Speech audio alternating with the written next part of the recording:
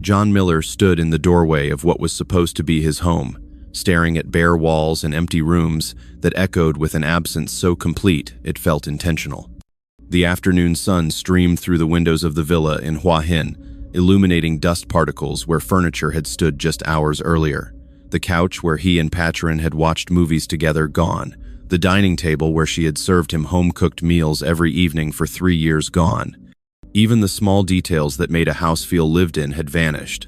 Photographs from the walls, plants from the balcony, the ceramic dishes she had insisted on buying at the local market. In Jack's trembling hand was a bank statement showing a balance of $1,200, all that remained of the $1 million he had carefully saved over 30 years of working as a financial consultant in Boston. The irony was not lost on him.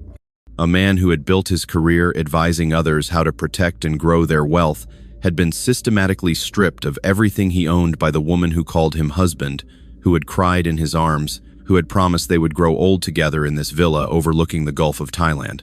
3 years earlier, Jack had arrived in Hua Hin believing he had finally found what had eluded him throughout his successful but lonely life in America: genuine love, a sense of belonging, a partner who saw him as more than just a source of financial security.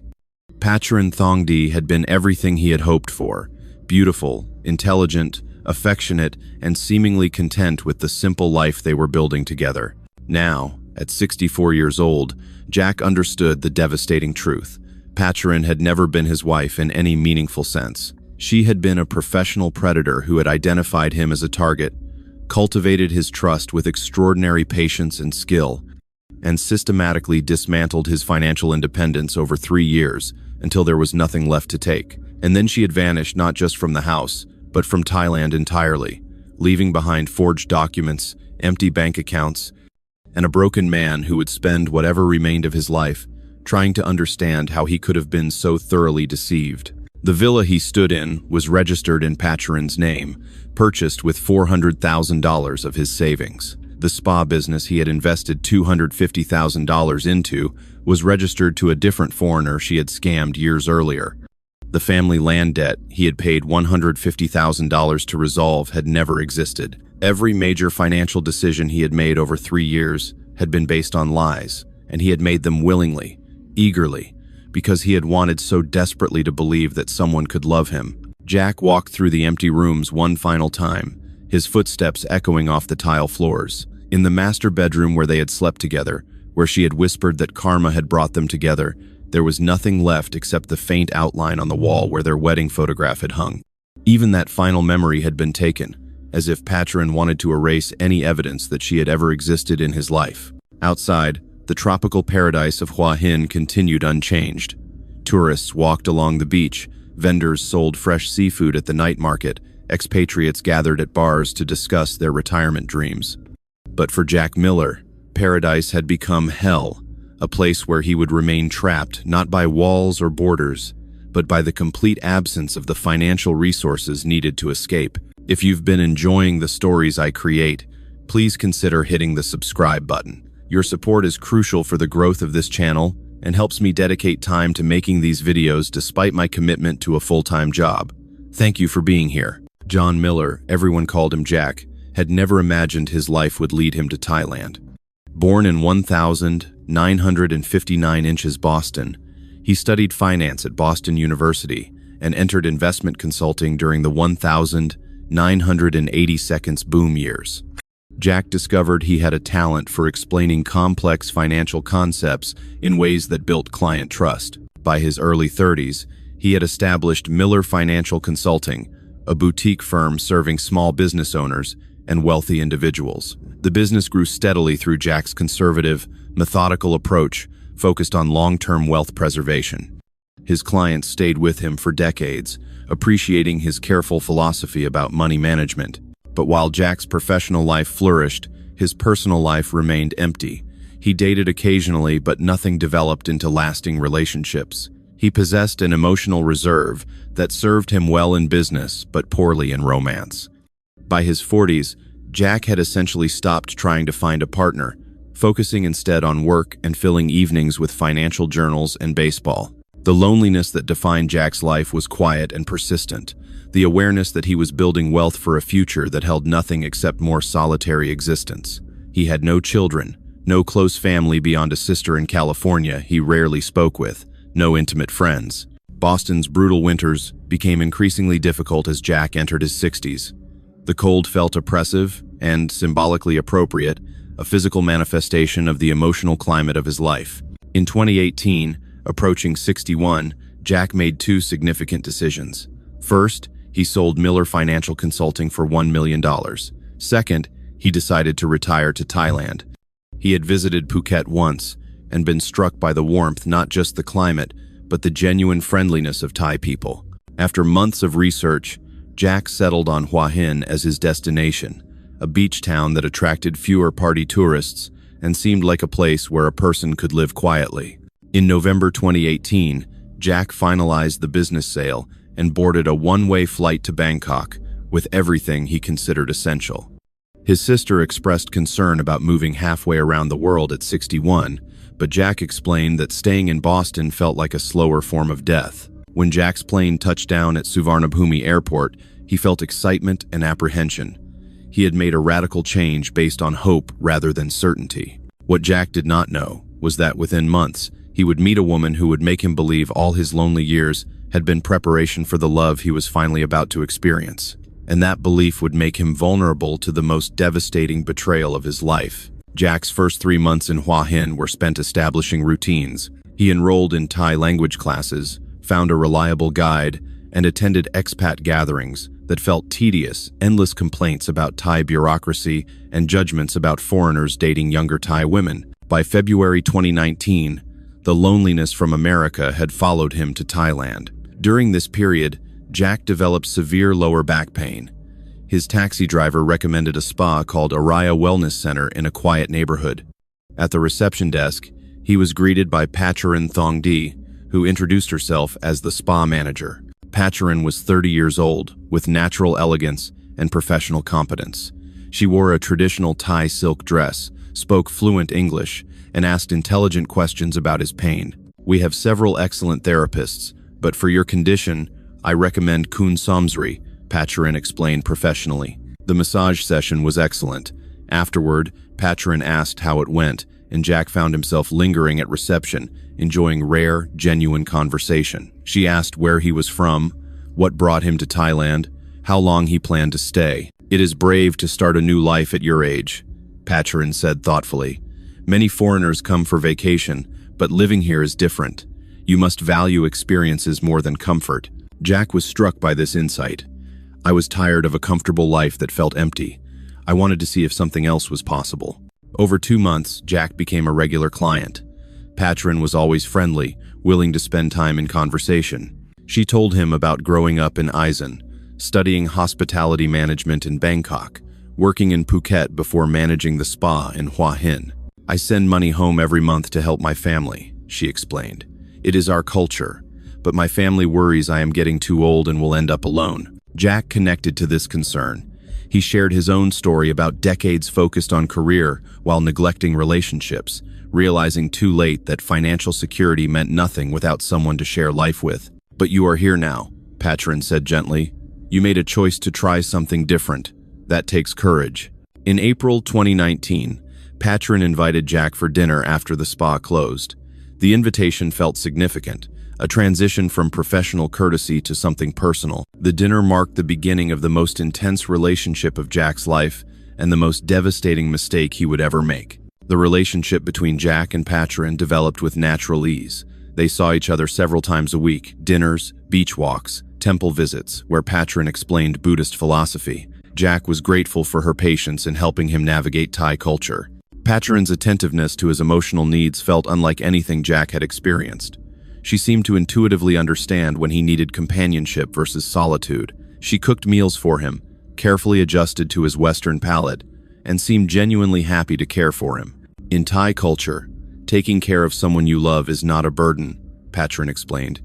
It is how we show our feelings. This is different from Western way. Jack found himself falling in love during those early months. Patine never asked about his money, never pressured him for expensive gifts. She sometimes insisted on paying for meals, explaining that Thai women valued independence while embracing traditional caregiving roles. By June 2019, they were spending most evenings together. Jack moved to a nicer two-bedroom condominium, and Patine began staying overnight several times a week. In July, Patine introduced Jack to her family in Eisen, an 8-hour drive to a small village surrounded by rice paddies. Her parents welcomed Jack warmly, despite language barriers. The visit was emotional for Jack. He saw the poverty Patine had escaped, understood the financial burden she carried supporting her family, and felt deep respect for her determination. When he privately gave Patine 10,000 baht to leave with her parents, she cried and told him he was the kindest man she had ever known. In August 2019, Patine asked if Jack had considered buying property rather than renting. If you plan to stay permanently, owning a home makes more sense. Rent money is money you never get back. Jack had considered this, but was uncertain about Thai property laws. Patine explained that foreigners could purchase property in a Thai spouse's name if they were married. "Are you suggesting we should get married?" Jack asked. Patine looked at him seriously. "I am suggesting that we love each other and should build a future together. In Thai culture, when two people have serious intentions, they commit or separate.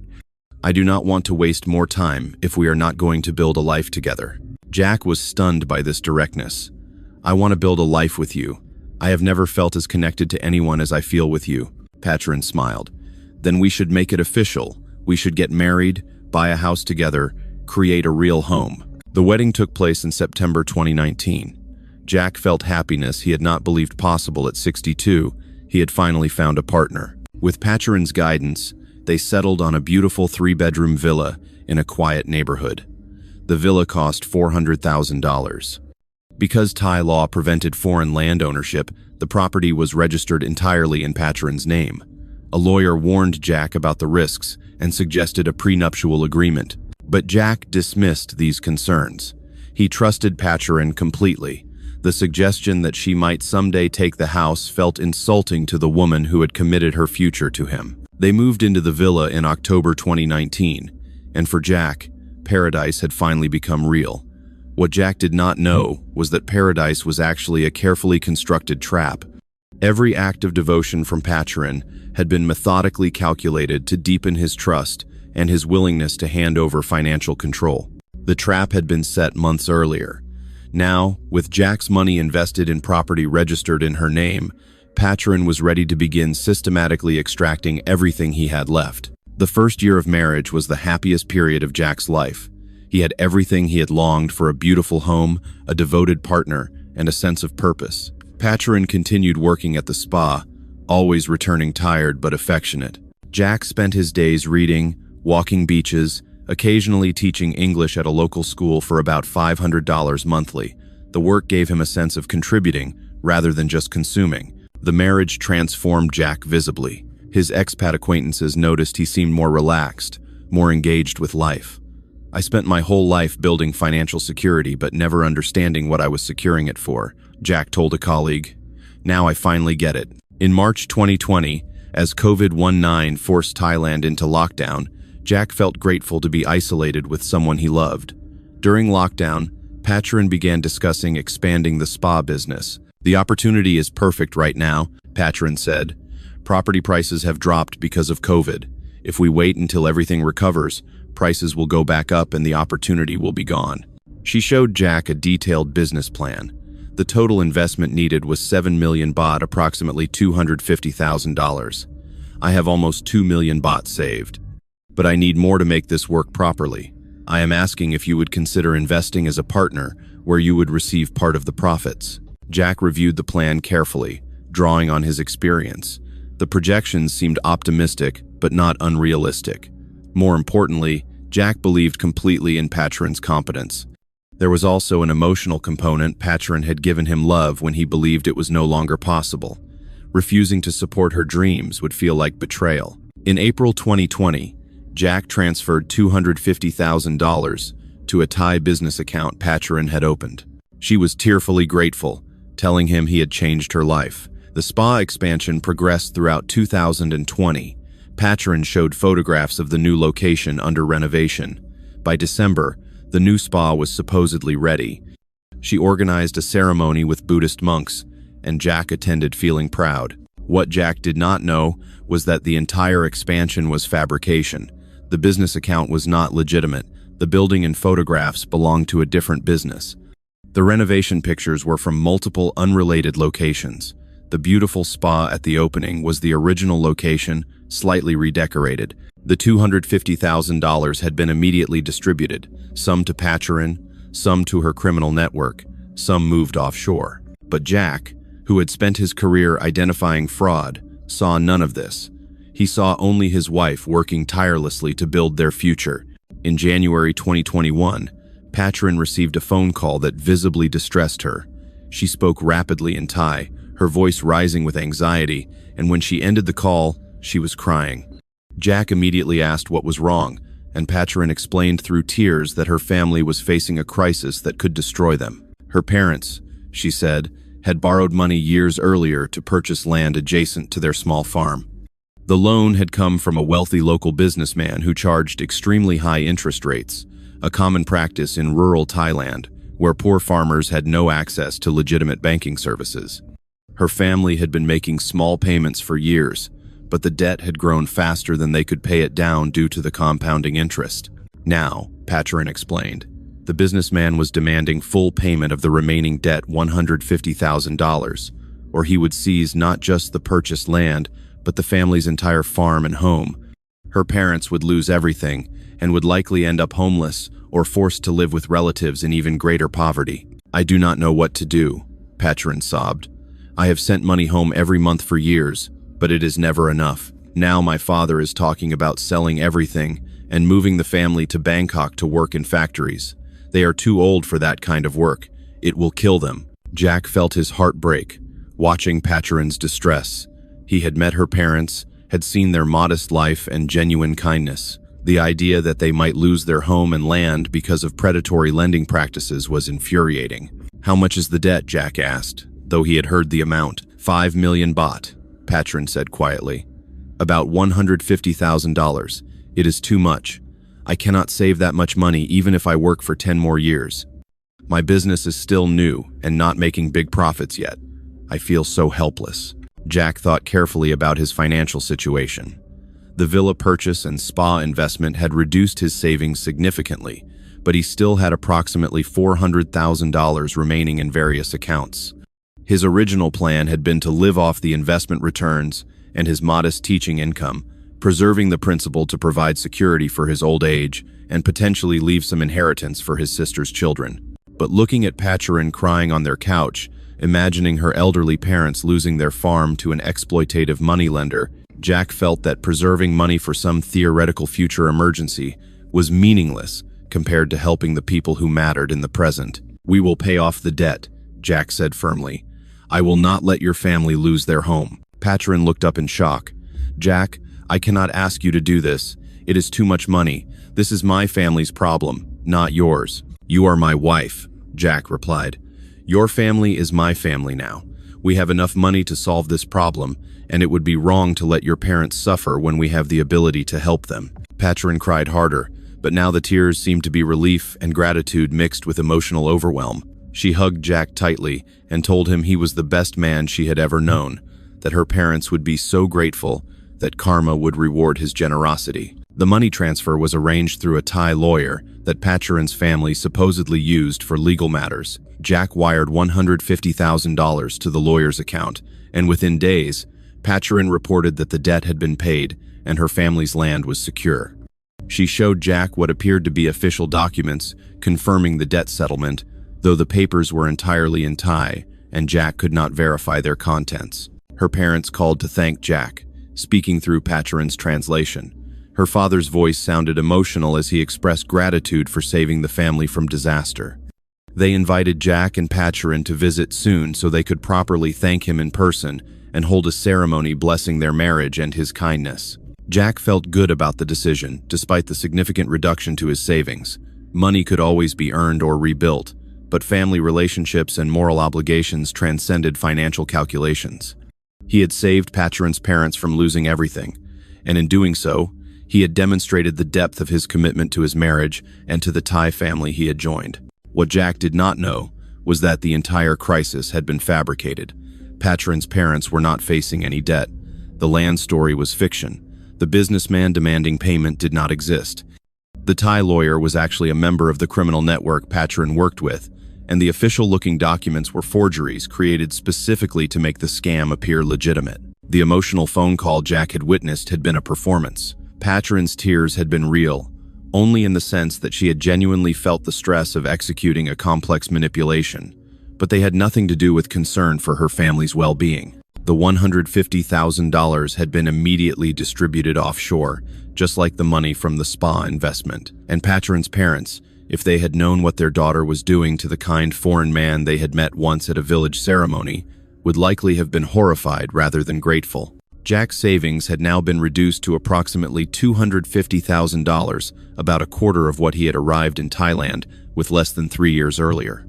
He was not yet worried about his financial security because he believed the villa and the spa business represented solid assets that added to his net worth, even if they were not immediately liquid. But the assets were illusions. The villa was entirely in Patron's name with no legal protection for his investment. The spa expansion he had funded had never actually happened, and the family land debt he had paid off had never existed. Jack Miller, experienced financial consultant who had spent decades protecting clients from fraud, had been comprehensively deceived in ways that would have been obvious to him if he had been analyzing someone else's situation. But when the fraud victim is yourself, and the perpetrator is the person you love most in the world, even extensive professional experience becomes useless against the power of emotional need and trust. Throughout 2021, Patron gradually assumed more control over Jack's financial affairs in ways that felt helpful rather than threatening. It began with simple assistance, helping him navigate Thai banking systems, translating documents he received from government agencies, managing visa renewals that required proof of financial resources. Thai bureaucracy is very complicated, Patron explained when Jack expressed frustration with the maze of requirements for maintaining his retirement visa. Let me handle these things. You do not speak Thai well enough, and the officials will take advantage of foreigners who do not understand the system. It is better if I manage the paperwork. Jack was grateful for the help. The administrative requirements of living in Thailand as a foreigner were indeed complex, and Patron's fluent Thai and understanding of local systems made processes much smoother. She accompanied him to banks when he needed to make large withdrawals or transfers, explained the documents he was signing, and generally made him feel competent in an environment where language barriers often left him feeling helpless. In June 2021, Patron suggested they open a joint bank account for household expenses.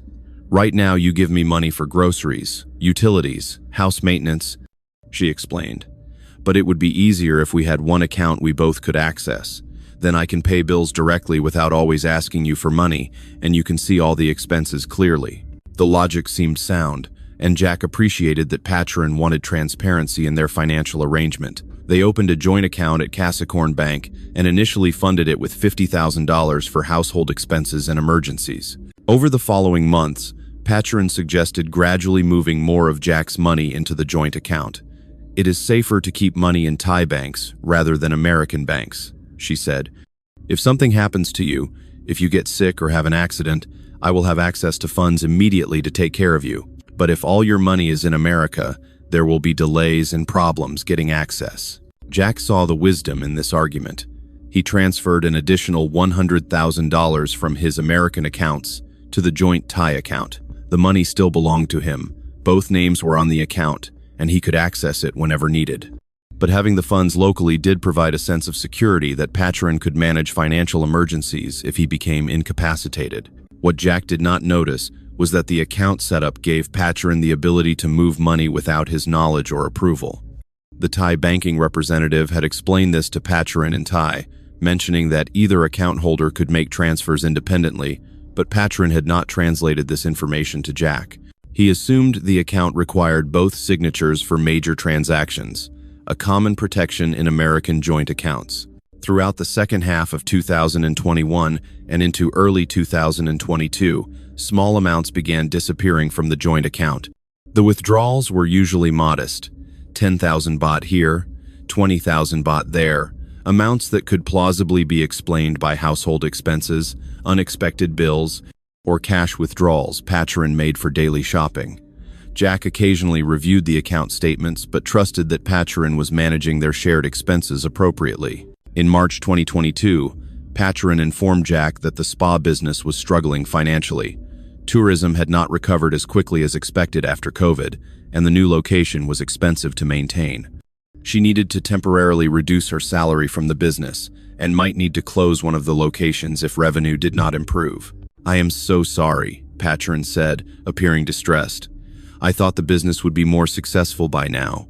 I have worked so hard, but the market is difficult. I do not want to burden you with my business problems."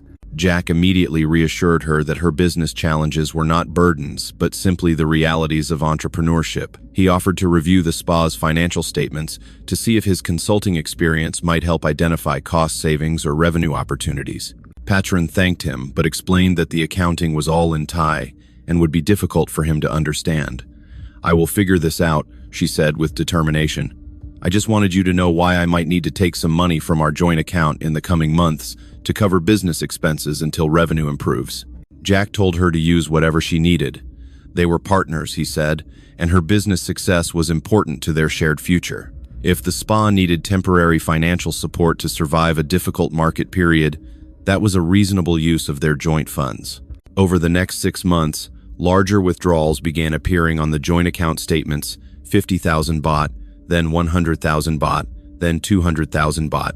Patine always had plausible explanations: supplier payments, staff salaries, emergency equipment repairs, rent for the spa location. Jack began to feel uneasy about the outflow of money, but his concerns were consistently overridden by Patine's emotional appeals and his own reluctance to question her integrity. When he suggested they needed to discuss the spa's financial viability and whether they should consider closing it to stop the losses, Patine became upset and accused him of not believing in her. "I have worked so hard to build this business," she said tearfully. "Every day I am at the spa working with clients, managing staff, trying to make everything successful. And now you think I am failing? That we should just give up?" Jack quickly backtracked, assuring Patine that he had complete confidence in her abilities and that he was only worried about her working too hard and becoming stressed. He agreed to continue supporting the business financially while it navigated the challenging post-pandemic market. By October 2022, the joint account that had been funded with $150,000 was down to approximately $30,000. Jack's American accounts held another $100,000, but the majority of his liquid savings had been spent on the villa purchase, the spa investment, the family debt payment, and the ongoing business support. Jack had gone from a millionaire when he arrived in Thailand to a man with limited savings and assets that existed entirely in his wife's name. He was not yet panicked because he still believed the villa and the spa represented substantial value that could be converted to cash if necessary.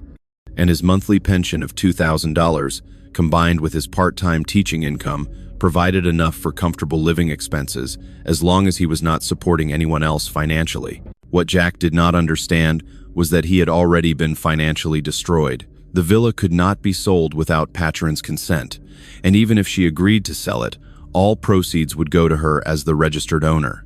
The spa investment had never existed as a real business asset. The family debt had never existed to pay off. And most devastating of all, Patine had been systematically draining the joint account through transactions that were technically legal because both account holders had independent access.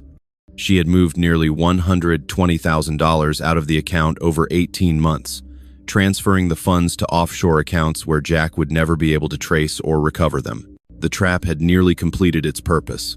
All that remained was for Patine to extract the final accessible funds and then vanish before Jack fully comprehended what had been done to him. The end came suddenly, though the warning signs had been present for anyone willing to see them clearly. In January 2023, Patine became increasingly distant. She spent longer hours at the spa, came home exhausted and uncommunicative, and declined Jack's suggestions for activities they used to enjoy together, like beach walks or weekend trips to Bangkok. When Jack asked if something was wrong, Patine attributed her behavior to stress about the business and worry about her parents' health. Her father was supposedly dealing with medical issues that might require expensive treatment. Jack offered to help financially, but Patine said her father was proud and would not accept money from a foreigner, even if that foreigner was his daughter's husband. In February 2023, Patine announced she needed to travel to Isan to visit her family. Her father's condition had worsened, she explained, and she needed to be there to support her mother and help coordinate medical care. She would be gone for at least 2 weeks, possibly longer, depending on how things developed. Jack offered to accompany her, but Patine insisted he stay in Hua Hin. "My father would feel ashamed to have you see him sick and weak," she said. "Thai men have pride about these things. It is better if I go alone." Jack accepted this explanation, though it felt strange to be separated from his wife during a family crisis. Patine left on a Wednesday morning in mid-February, taking several large suitcases that seemed excessive for a 2-week visit. When Jack commented on this, she explained that she was bringing clothes and supplies for her parents. For the first few days after Patine left, Jack received regular phone calls and text messages updating him on her father's condition and expressing how much she missed him. Then the communication became less frequent texts instead of calls, generic updates instead of detailed information. By the end of the first week, Patine was responding to Jack's messages with increasing delay, sometimes taking hours to reply. Jack began to feel uneasy, though he tried to convince himself that Patine was simply overwhelmed with family responsibilities and did not have time for constant communication. But the unease grew into anxiety when he tried calling her repeatedly on the 10th day of her absence, and all calls went directly to voicemail. On February 28th, 3 weeks after Patine had left for Isan, Jack woke up to find his phone flooded with notifications from his bank. Multiple large transfers had been made from the joint account over the previous 48 hours, completely draining the remaining $30,000. Additionally, there were 2 declined transaction attempts, suggesting someone had tried to access his American accounts as well. Jack immediately tried to call Patine. The number was disconnected. He tried the spa's business number, also disconnected. He drove to Araya Wellness Center and found the building locked with a sign on the door in Thai that he could not read. A neighboring shop owner translated for him. "Closed permanently. Thank you for your patronage." Growing panic overwhelmed Jack as he drove back to the villa. He had been carefully cataloging concerns in his mind for months, dismissing each one individually as explainable or unimportant. But suddenly, all the pieces assembled into a devastating pattern that he could no longer deny. Jack opened the door to the villa and immediately sensed something was wrong. The house felt different, too empty, too quiet. He walked through the rooms and realized that items were missing. The television was gone. The decorative items Patine had insisted on buying were gone. The furniture in her craft room was gone. Even small things like family photographs and potted plants had been removed. In the bedroom, Jack opened the closet and found that all of Patine's clothes, shoes, and personal items had been taken. The bathroom was similarly stripped of her toiletries and cosmetics. It was as if she had never lived there at all. Jack stood in the empty bedroom, his mind struggling to process what was happening. This was not Patine being delayed in Isan caring for her sick father. This was Patine disappearing from his life, taking everything of value and leaving him alone in a house that technically belonged entirely to her. He grabbed his phone with shaking hands and called the number for Patine's parents that he had saved from their wedding day. An elderly man answered, and Jack attempted to communicate in his broken Thai that he was looking for Patine. The man sounded confused and said something Jack could not understand before hanging up. Jack found a neighbor who spoke English and asked for help. The neighbor called Patine's parents again and translated the conversation. Patine's father said his daughter was not there, had not visited recently, and was not sick. In fact, he had not spoken with Patine in several months and was surprised to hear she had told her husband she was in Isan. The devastating truth was now undeniable. Patine had not gone to care for her sick father. She had gone into hiding after systematically extracting every cent she could access from Jack's accounts. The spa business had likely never been legitimate. The family debt had likely never existed. And Jack's 3 years of married life had been an elaborate performance designed to separate him from his money. Jack spent that night sitting alone in the villa that had been supposed to be their shared home, trying to comprehend how thoroughly he had been deceived. He reviewed bank statements, sorted through documents, and slowly pieced together the full extent of the fraud. Nearly every major financial decision he had made in Thailand had been based on lies. The villa, $400,000, registered entirely in Patcharin's name, with no legal recourse for Jack to claim any ownership. The spa investment, $250,000, given to a business that appeared to have never existed in any legitimate form. The family debt, $150,000, paid to resolve a crisis that had been fabricated. The joint account, gradually drained of $150,000 through withdrawals Patcharin had made without his knowledge. Total losses, approximately $950,000. Nearly all of Jack's retirement savings accumulated over 3 decades of careful financial planning. Jack Miller, at age 64, had been reduced from comfortable retirement to near poverty in just over 3 years. And the woman responsible had vanished completely, leaving behind nothing but an empty house, closed businesses, and a broken man trying to understand how someone could fake love so convincingly for so long. In the immediate aftermath of Patcharin's disappearance, Jack moved through the stages of crisis response that anyone would experience when confronting devastating loss. First came denial, the desperate hope that there had been some terrible misunderstanding, that Patcharin would call with a reasonable explanation that would make everything make sense again. For 3 days, Jack compulsively checked his phone, jumped at every notification, and mentally rehearsed the apology he would give for doubting her when she finally contacted him. But the calls never came, and reality slowly overwhelmed hope. Next came investigation and desperate action. Jack filed a police report at the Hua Hin station, bringing all documentation he could gather about the financial transactions, the property purchase, and Patcharin's personal information. The officer taking the report was professionally courteous but not particularly encouraging about the prospects for justice.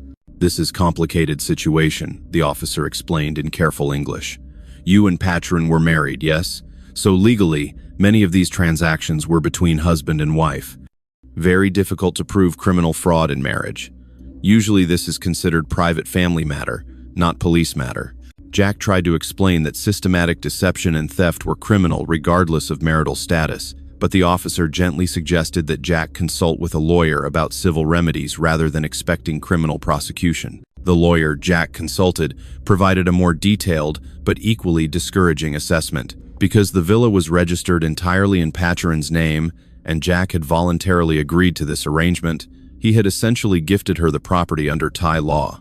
The joint bank account had been set up to allow either party to make transactions independently, so Patcharin's withdrawals, while perhaps morally wrong, were not technically illegal. The business investments were harder to evaluate without knowing whether fraud could be proven in the spa's corporate structure. "The fundamental problem," the lawyer explained, "is that you trusted your wife with financial access and put major assets in her name. Thai courts are generally reluctant to intervene in marital disputes about money unless there is very clear evidence of criminal fraud, not just one spouse taking advantage of the other's generosity." The lawyer offered to investigate further for a retainer of 50,000 baht, approximately $1,500. Jack agreed, though he knew his depleted savings made extended legal action financially unsustainable. Jack also hired a private investigator to try to locate Patcharin.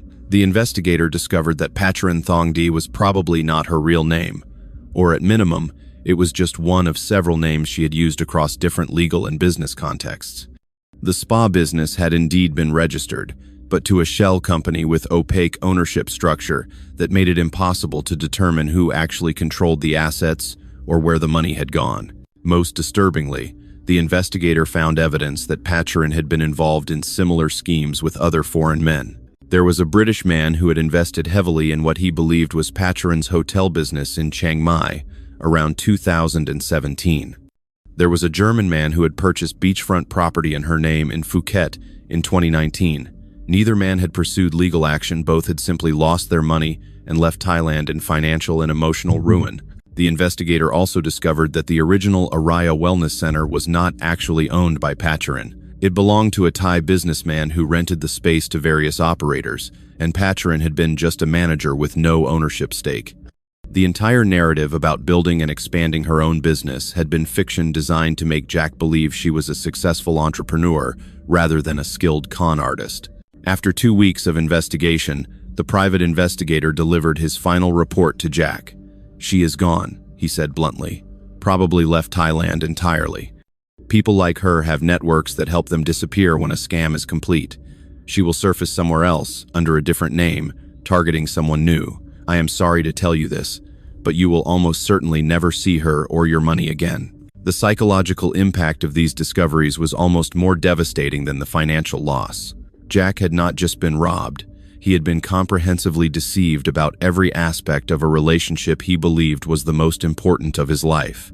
The woman he had loved, trusted, and shared 3 years of his life with had never actually existed. Patine, or whoever she really was, had been performing a role every single day, and Jack had been too desperate for love and companionship to see through the act. He replayed conversations and events from their relationship, analyzing them for signs he had missed. The tearful gratitude when he paid off her family's supposed debt, calculated manipulation designed to make him feel like a hero while she stole his money. The affectionate way she had called him husband and cooked his meals every evening, a performance to maintain his trust, while she gradually assumed control of his finances. Even their intimate moments together, had any of them been genuine, or had she been faking emotional connection the entire time? The violation, Jack felt, was deeper than financial loss. She had stolen 3 years of his life, years he would never get back, and had made him complicit in his own destruction by convincing him that giving her money was an expression of love rather than submission to fraud. By March 2023, Jack had moved out of the villa he could no longer afford to maintain, even if he had technically been allowed to stay there. The property was in Patine's name, and without her consent or presence, he had no legal right to remain. He found a small studio apartment in a less expensive area of Hua Hin, furnished with second-hand items, and paid for month to month because he could not afford a security deposit. His remaining savings totaled approximately $50,000, enough to survive for perhaps 3 years if he lived extremely frugally and supplemented with his teaching income. His monthly pension of $2,000 would cover basic living expenses, but the comfortable retirement he had envisioned was permanently destroyed. Jack's sister called from California after he finally worked up the courage to tell her what had happened. Her response was a complicated mixture of sympathy, frustration, and the unspoken judgment that Jack had been foolish to trust a Thai woman so much younger than himself with so much money. "I don't want to say I told you so," his sister said carefully, "but we were all worried about you moving to Thailand alone at your age. These scams are common, Jack. Older Western men getting taken advantage of by younger Asian women. It's practically a cliché." Jack understood that his sister was trying to help, but the characterization of his experience as a cliché somehow made it worse. He had not been victimized by an abstract cultural phenomenon. He had been victimized by a specific person who had studied him carefully, identified his vulnerabilities, and exploited them with extraordinary skill over an extended period. "She was my wife," Jack said quietly. "We built a life together.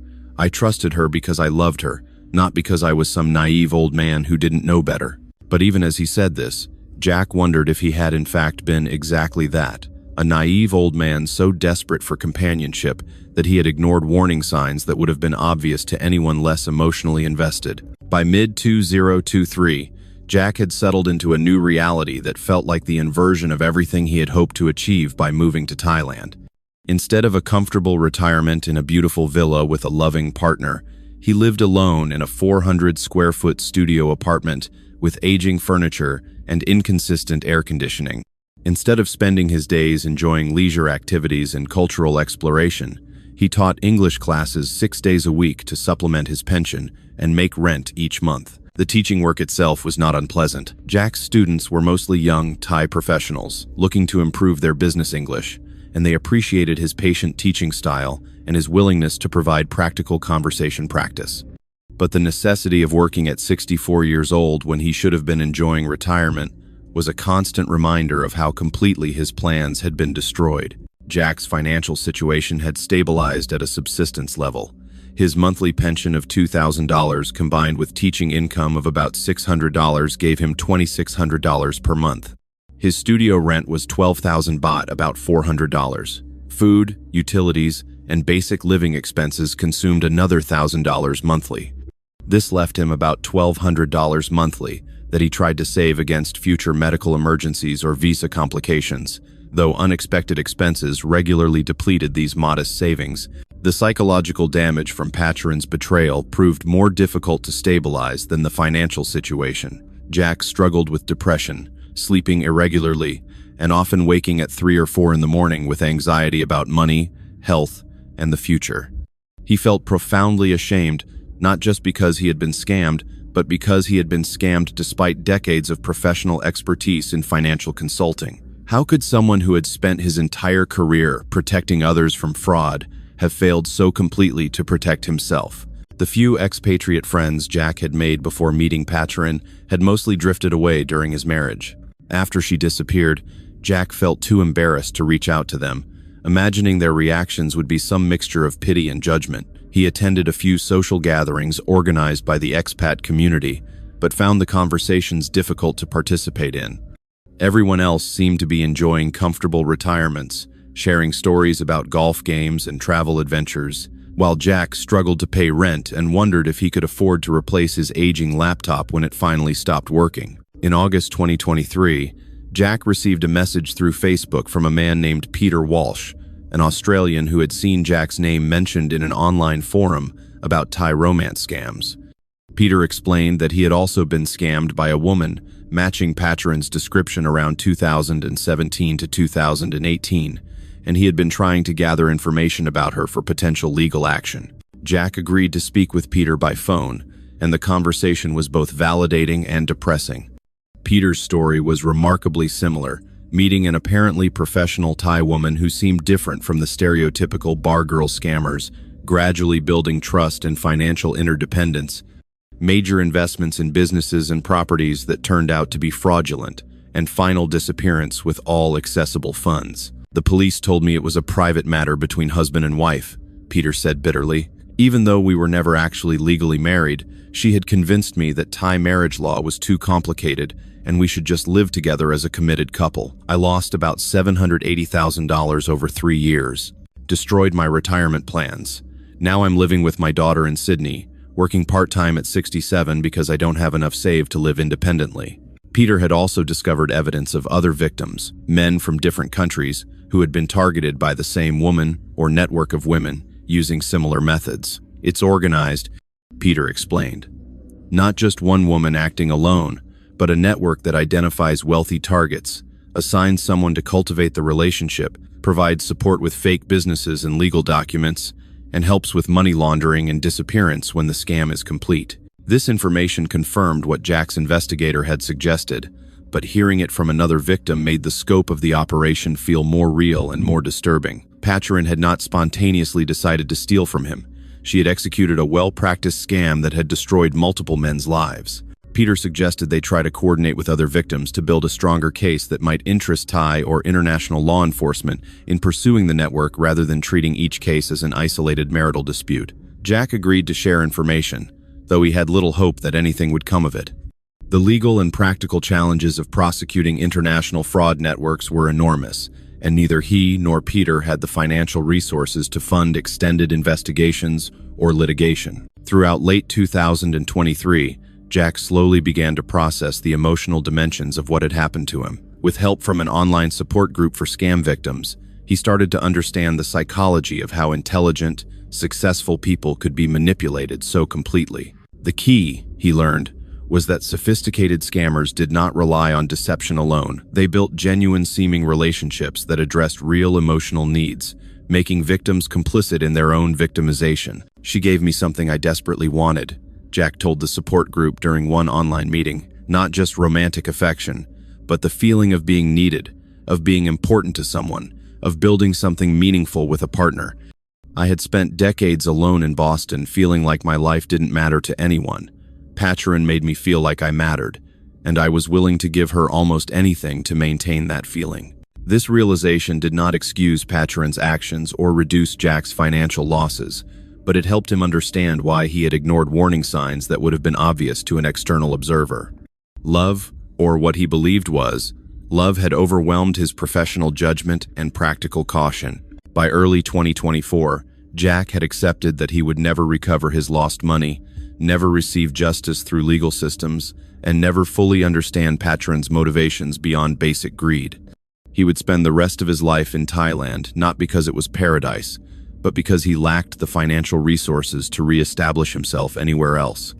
His modest pension and teaching income were sufficient for basic survival in Hua Hin, but would not support moving back to expensive Boston or starting over in another country. The villa he had purchased with $400,000 remained registered in Patine's name, a permanent reminder of his failed hopes visible whenever he drove past the neighborhood where he had once believed he was building a future. The spa he had invested in had reopened under different management, the new owners either unaware or unconcerned about the fraud that had been perpetrated there. And Patine herself had vanished completely, presumably living somewhere else under a different name, possibly already cultivating the next wealthy, lonely man who believed he had finally found love in paradise. John Miller is now 67 years old, teaching English at language schools 6 days a week to supplement his pension and pay rent on his modest studio apartment in Hua Hin. He has no assets, no property, and no savings beyond a small emergency fund of about $15,000 that represents years of careful budgeting from his limited income. He still lives in Thailand not by choice but by necessity. He lacks the financial resources to relocate to America and rebuild any sort of life there. His sister occasionally sends money for his birthday or Christmas, gifts that are both appreciated and humiliating because they represent his complete dependence on others' generosity at an age when he should have been financially secure. Jack rarely discusses his marriage to Patine or what happened afterward. When other expatriates ask about his background or why he ended up teaching at his age, he offers vague explanations about business setbacks or making some poor investment decisions. The full truth that he was systematically defrauded by the woman he loved over 3 years is too painful and too embarrassing to share with casual acquaintances. Occasionally, Jack speaks with other scam victims through online support groups, sharing information and providing emotional support to newly victimized men going through the initial shock and denial he experienced in early 2023. These conversations are the only context where he feels comfortable discussing what happened, though they bring their own form of pain in revealing how common such scams are and how rarely victims see justice or financial recovery. "She didn't steal my money," Jack tells fellow victims who are trying to understand their own experiences. "I mean, yes, technically she stole about $950,000 from me. But what she really stole was 3 years of my life. 3 years I thought I was building a future with someone who loved me. 3 years I'll never get back. 3 years I spent helping her rob me because I believed we were partners." Jack pauses, his voice becoming quieter. "The worst part is that I still don't know what was real. Were any of those moments genuine? Did she ever actually care about me, even a little? Or was every single interaction over 3 years just performance? How do you fake intimacy that completely for that long? I don't understand how someone can do that to another human being." The questions haunt Jack because they have no satisfactory answers. Patine's complete disappearance means he will never have closure or understanding. He is left to endlessly replay their relationship, analyzing every conversation and gesture for signs of genuine feeling versus calculated manipulation, unable to determine which was which. Jack's health has declined since Patine's disappearance. The stress of financial crisis and emotional trauma manifested in high blood pressure, gastrointestinal problems, and persistent insomnia. He takes medication daily and worries constantly about what will happen if he develops a serious illness that requires expensive treatment. Thailand's medical care is affordable compared to America, but any major health crisis would completely exhaust his limited savings. His days now follow a repetitive pattern: teaching English in the morning and afternoon, eating simple meals alone in his studio apartment, going to bed early because there is little else to do, and entertainment costs money he does not have. Sometimes he walks on the beach where he and Patine used to walk together, though these visits bring more pain than peace as he remembers how happy he had felt then, how full of hope about their shared future. In late 2024, Jack learned through Peter Walsh that authorities in Malaysia had arrested several people connected to an international romance fraud network targeting Western expatriates. The investigation revealed operations spanning Thailand, Malaysia, Philippines, and Vietnam, with estimated total victim losses exceeding $10 million across dozens of men. Patine's name, or one of the names she had used, appeared in the investigative documents, but she was not among those arrested. She had apparently moved to a different country before the Malaysian operation was disrupted. The arrested individuals were mostly lower-level operators, while the primary scammers who had built relationships with victims had vanished before law enforcement could locate them. This news gave Jack a strange mixture of satisfaction and frustration. satisfaction that the network was at least partially disrupted, and that some perpetrators faced consequences. Frustration that Patine herself remained free and unpunished, likely continuing to victimize other men somewhere else in Southeast Asia. Jack Miller came to Thailand in 2018, at age 61, seeking warmth, love, and a fresh start after decades of lonely life in Boston. He believed he had found all three with Patine Thongdi. Instead, he found a sophisticated predator who identified his vulnerabilities, exploited his desperate need for connection, and systematically dismantled his financial security over 3 years before vanishing, with nearly everything he owned. At 67, Jack lives not in the paradise he imagined, but in the ruins of that fantasy, working a subsistence-level job, living in modest accommodations, existing without genuine community or intimate relationships, because his trust was so completely betrayed that he can no longer imagine opening himself emotionally to another person. I tell people that if you're going to move to a foreign country and build a life with someone, protect yourself legally and financially, Jack says to the few people willing to hear his story. Put ironclad contracts in place. Keep your assets separate. Never put major investments in someone else's name. Don't believe that love means giving up all financial independence. He pauses, looking out at the Gulf of Thailand from his small balcony.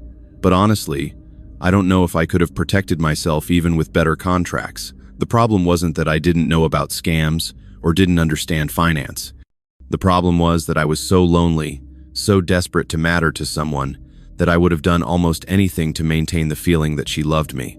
And Patine understood that better than I understood myself. Jack's story is not about foolishness or cultural ignorance. It is about how even intelligent, successful, financially sophisticated people can be destroyed by the combination of profound loneliness and expertly executed manipulation.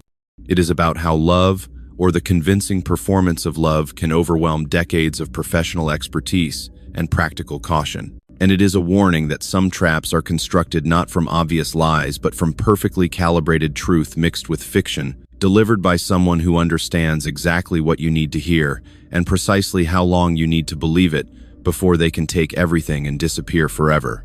If this story resonates with you or helps you understand the true sophistication of modern romance fraud, please subscribe to this channel. Jack Miller's story is not unique. Thousands of men face similar devastating losses every year, often suffering in silence due to shame and embarrassment. The more awareness we build about these scams, the fewer lives will be destroyed. Thank you for watching, and please protect yourself and the people you care about by understanding that love should never require you to give up financial independence or legal protection.